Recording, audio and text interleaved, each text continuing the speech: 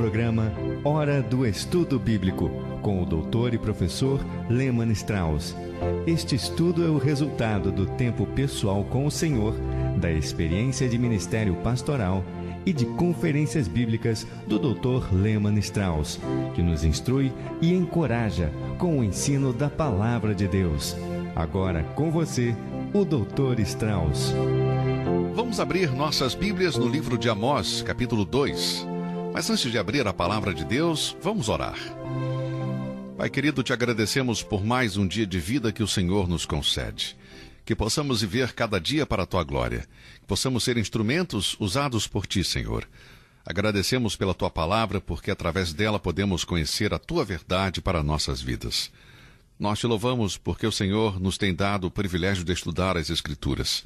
Abençoe a verdade nos corações de todos aqueles que nos ouvem no dia de hoje. Nós oramos em nome do Senhor Jesus. Amém. Estamos estudando os 3 sermões pregados por Amós. As 3 mensagens iniciam da mesma maneira. Se você não esteve conosco no último programa, vamos rever e relembrar o valor e a importância da pregação, a prioridade da exposição bíblica. Estamos vivendo dias, em geral, nos quais estamos nos afastando da pregação. Muitos pregadores estão incorporando o tempo de diálogo, discussões em grupo e compartilhar programas musicais, filmes, etc., como substitutos para a pregação da Palavra de Deus. Amigo, nada substitui a pregação da Palavra de Cristo, nada substitui a pregação expositiva e o ensino de todo o conteúdo da Bíblia. Não quero dizer que não há valor no diálogo e que um grupo de debates não seja importante. Eu não estou dizendo que não há nenhum benefício nesta forma de seminário. O que eu estou dizendo é que a prioridade da pregação deve ser levada a sério por todos os ministros. O púlpito é o baluarte da igreja cristã. Durante séculos, em todo lugar onde a palavra de Deus é fielmente pregada, tem havido reavivamentos e bênçãos. Aqui Amós está pregando 3 mensagens magníficas. Cada sermão começa com as mesmas 3 palavras. Capítulo 3, versículo 1, capítulo 4, versículo 1 e capítulo 5, versículo 1. Ouvi esta palavra e ouvi esta palavra.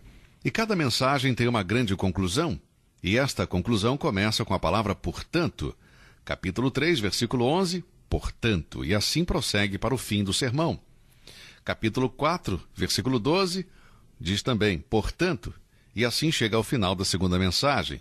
E depois, capítulo 5, versículo 16, portanto, seguindo para o final da terceira mensagem. No programa anterior, vimos sobre a primeira mensagem de Amós, no capítulo 3, versículos de 1 a 15.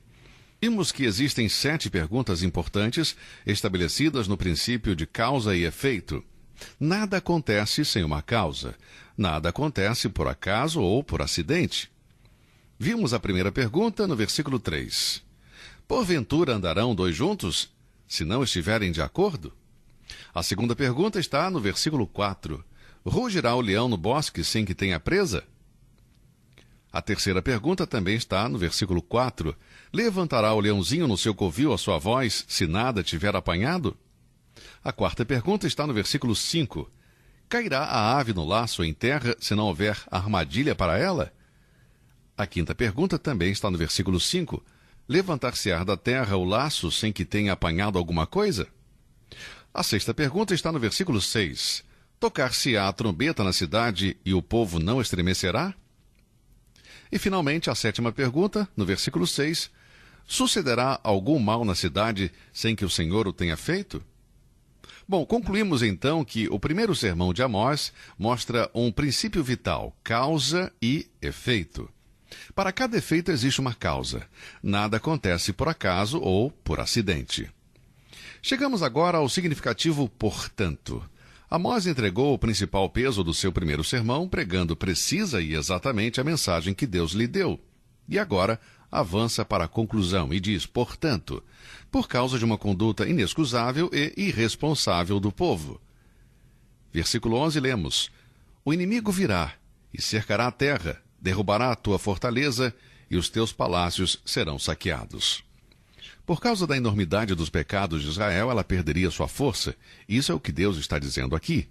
O inimigo virá e cercará a terra, derrubará a tua fortaleza, e os teus palácios serão saqueados. É surpreendente como uma nação poderosa militarmente e que é economicamente rica torna-se tão orgulhosa e arrogante. Ela se torna a primeira potência militar no mundo e depois deixa de ser a número 1 por causa do seu orgulho. Quando uma nação é orgulhosa, ela perde o respeito de outros países. Em sua política externa, perde poder. E por quê? Bem, Deus disse: tirarei a sua força. Agora, ele falava para Israel, em Amós capítulo 3. Isso é inquestionável, mas a aplicação é para todas as nações, em todas as épocas, inclusive agora. Portanto, por causa da enormidade dos pecados de Israel, Deus disse: derrubarei as suas fortalezas. Esta nação não seria mais vista como referência de valores morais e sociais, e certamente viria o tempo em que as forças assírias invadiriam o Reino do Norte e levariam cativos os jovens de fina linhagem para o seu próprio império. Amós compara o cativeiro de Israel a um cordeiro caçado por um leão. Veja o versículo 12. Assim diz o Senhor: assim como o pastor arranca da boca do leão só 2 ossos da perna ou um pedaço da orelha, assim serão arrancados os israelitas de Samaria, com um canto de cama e um pedaço de sofá. Deus disse: assim como um leão pega uma ovelha, assim o povo seria levado para o cativeiro. Há um ponto de destaque na primeira mensagem de Amós. Observe o versículo 12. O leão não iria comer o cordeiro todo. O pastor iria resgatar 2 pernas e um pedaço de orelha. O cordeiro não iria ser totalmente devorado.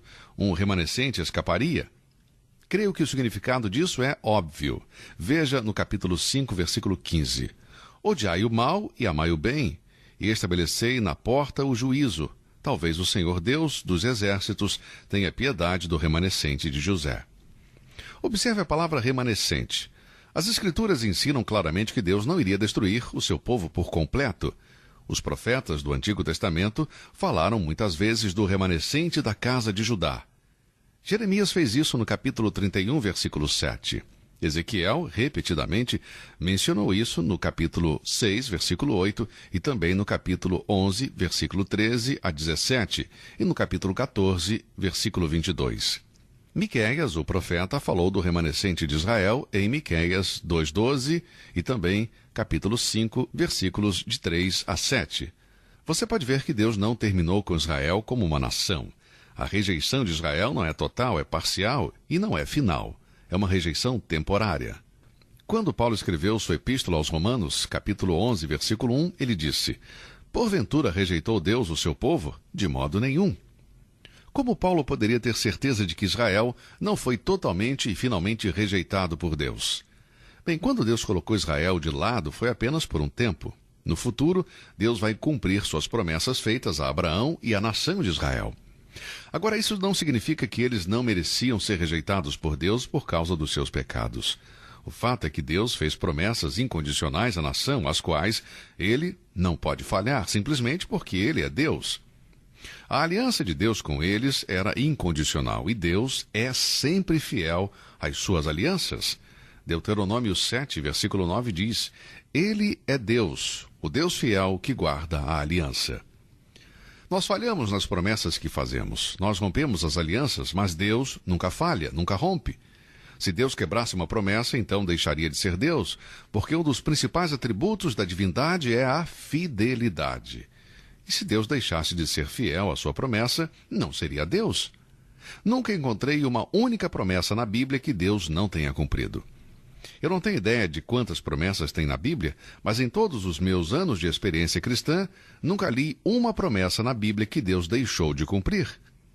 Veja, os pecados de Israel iriam trazer disciplina sobre eles, mas a promessa de Deus a Abraão e a Davi são incondicionais. Você pode ler em Gênesis 12, versículos de 1 a 3. Não houve condições associadas às promessas que Deus fez a Abraão. Isto é o que chamamos de uma aliança incondicional. Certamente Abraão desobedeceu a Deus várias vezes, e também houve atos de desobediência por parte da descendência de Abraão. Isaque pecou, Jacó e seus descendentes pecaram, mas o Deus que não muda havia lhes dado a sua palavra e não voltaria atrás nas suas promessas. Até mesmo nos dias de Paulo, após a morte, ressurreição e ascensão de nosso Senhor Jesus Cristo, Deus falou a Paulo sobre o futuro de Israel, quando a grande questão foi colocada. Porventura rejeitou Deus o seu povo? Paulo respondeu com confiança, de modo nenhum. Ele também disse em Romanos 11:5, assim pois também agora, neste tempo, ficou um remanescente, segundo a eleição da graça. Eu gosto disso. Um remanescente segundo a eleição da graça. O remanescente nos dias de Paulo não merecia ser salvo, mas foram salvos pela graça. E a propósito, Paulo fazia parte desses remanescentes naqueles dias. Paulo era um judeu convertido. Ele está apenas dizendo que, se Deus tivesse rejeitado Israel, como ele poderia ser salvo? Tinha que haver um remanescente convertido? Mas e sobre o futuro de Israel? Bom, essa é a grande questão. Há uma salvação futura e definitiva para a nação escolhida de Deus. Paulo escreve isso em Romanos 11. Vamos ler Romanos 11, versículos 26 e 27. E assim todo o povo de Israel será salvo, como está escrito, de Sião virá o libertador, e desviará de Jacó as impiedades, e esta será a minha aliança com eles, quando eu tirar os seus pecados. Para alguns, esta é uma afirmação muito difícil de interpretar, mas na realidade não é se você olhar para todo o contexto. Alguns perguntam, isso significa que todos os judeus serão salvos? Não, isso não significa isso, mas diz que todo Israel será salvo. Sim, mas você precisa voltar a ler o contexto. Quando Israel será salvo? Quem em Israel será salvo? Bem, primeiro está escrito, de Sião virá o libertador. Portanto, a salvação de Israel está associada ao retorno de Cristo. E desviará de Jacó as impiedades. Em outras palavras, os descendentes de Jacó, que são israelitas, haverá um remanescente deles que irá se converter das suas impiedades. Vamos ler o restante do versículo 27. E esta será a minha aliança com eles, quando eu tirar os seus pecados. Muito bem. Quem em Israel será salvo? Todos em Israel que se voltarem para o Senhor Jesus Cristo serão salvos. Aqueles que se converterem dos seus pecados e cujos pecados serão removidos. Por quem? Pelo Messias e Redentor, o Senhor Jesus Cristo. Para apoiar sua pregação, Paulo cita o profeta Isaías, em Isaías 59, versículos 20 e 21, para apoiar seu ensinamento sobre a futura conversão da nação de Israel. Quando o Messias libertador voltar à terra, a nação vai experimentar um renascimento espiritual. No final do livro, Amós anunciará a mesma coisa. Isso me lembra uma história interessante no livro de Jeremias, capítulo 18.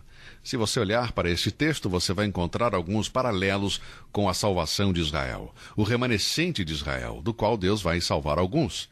Deus disse a Jeremias para ir à casa do olheiro, e o Senhor disse, lá te farei ouvir as minhas palavras. E então Jeremias escreveu capítulo 18, versículos 3 e 4. E desci à casa do olheiro, e eis que ele estava fazendo a sua obra sobre as rodas. Como o vaso que ele fazia de barro quebrou-se na mão do olheiro, tornou a fazer dele outro vaso, conforme o que pareceu bem aos olhos do olheiro fazer. Aqui temos um olheiro trabalhando um vaso de barro, e quebrou-se nas mãos do olheiro. No versículo 4 diz que ele fez outro vaso. Agora veja os versículos 5 e 6. Então veio a mim a palavra do Senhor, dizendo, não poderei eu fazer de vós como fez este olheiro, ó casa de Israel, diz o Senhor. Eis que como o barro na mão do olheiro, assim sois vós na minha mão, ó casa de Israel. Você pode ver o contexto aqui? O barro na mão do olheiro representava Israel na mão de Deus. Deus é o olheiro e Israel é o barro. Por alguma razão, o barro não respondeu ao plano do olheiro. O olheiro tinha um plano e ia fazer algum tipo de ferramenta, um recipiente útil de barro, mas por alguma razão o barro não respondeu ao toque do olheiro enquanto ele trabalhava na roda. Talvez algumas substâncias estranhas se misturou com o barro. Por alguma razão o barro não estava respondendo ao toque do olheiro. O olheiro tinha um plano para o barro. E o texto nos diz que ele fez o vaso de novo. Ele continuou trabalhando e finalmente foi capaz de fazer um novo vaso. A aplicação está em Jeremias, capítulo 18, versículo 6. O barro na mão do olheiro era a casa de Israel. Deus fez este vaso de barro novamente. Ele diz, não poderei fazer de vós como fez este olheiro, ó casa de Israel? Diz o Senhor.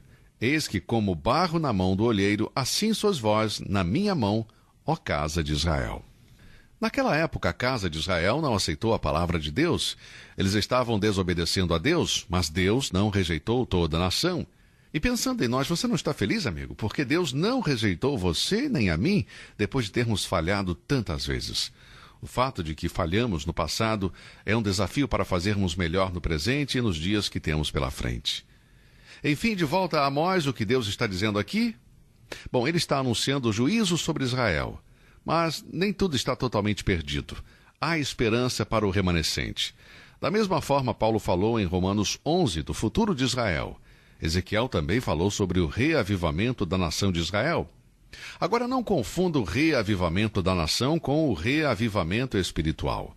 O retorno de Israel para a terra da Palestina, a recuperação dos desertos que florescem, árvores frutíferas em crescimento e aumento no progresso científico e também da agricultura em Israel é impressionante, e isso certamente tem algum grau de cumprimento da profecia. Mas o cumprimento integral não virá até que haja o reavivamento espiritual em Israel. E não haverá esse despertar espiritual até o Messias voltar. Então Isaías 53 se cumprirá plenamente, quando esse remanescente, guardando o retorno de Jesus Cristo, seu Messias, dirá: Ele foi ferido por causa das nossas transgressões e moído por causa das nossas iniquidades. O castigo que nos traz a paz estava sobre ele, e pelas suas pisaduras fomos sarados. Sim, amigo, há um futuro brilhante para o remanescente de Israel quando o Senhor Jesus Cristo voltar. Mas deixe-me dizer uma coisa, não há um evangelho de segunda oportunidade depois desta vida. Todo judeu e cada pessoa que morre sem Cristo, rejeitando o Salvador, está perdido e eternamente condenado. Se você estiver ouvindo o programa hoje e nunca aceitou a Cristo Jesus como seu Salvador, se você nunca nasceu de novo, não brinque com a sua vida e com Deus. Deus não brinca com as pessoas cujas almas estão na balança quando o destino eterno está em risco. Deus não está brincando com você, amigo. Leve Deus a sério. Nós só temos uma vida para viver e vai passar muito rápido. E somente o que fizemos por Cristo e para Cristo permanecerá.